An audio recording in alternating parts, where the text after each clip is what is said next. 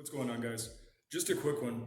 One of the things that I'm constantly saying to my students is you don't need to memorize this technique.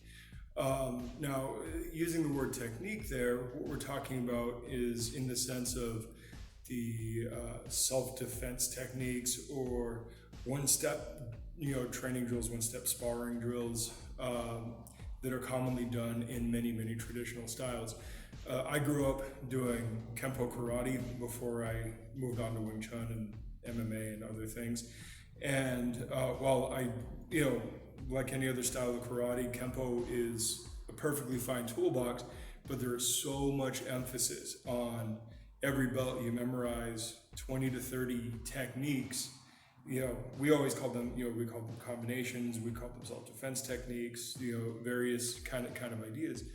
And that's just not a good way to go about things. You shouldn't have to memorize, these long strings, because that's not what actually helps you in a fight.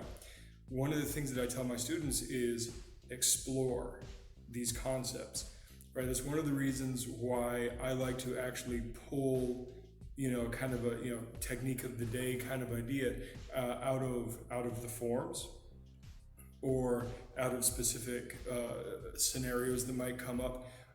What if somebody attacks you like this? Or how do I get out of this situation? Or, hey, we see this in a form, how do we apply this, right? Those, I think, are far more valuable ways to do that, and it puts things in a framework where it's not about memorizing a specific sequence of movements. You're already doing forms, you don't need additional forms. That's kind of not the point of doing that. These things should be to help you understand and help illustrate the general point of, or the principle of what's going on, right? When a strike comes in at this angle, I optimally should move at this angle to reach this kind of counter maneuver or control maneuver or whatever. And so we need to put a lot less emphasis on, in the traditional martial arts world, on memorizing certain sequences and turning it into an exploration, a much more organic natured thing where it is about kind of developing a skill set based on reference points, not rote memorization of formulas. All right, that's it. I will talk to you guys later. Good journey. Thanks for watching.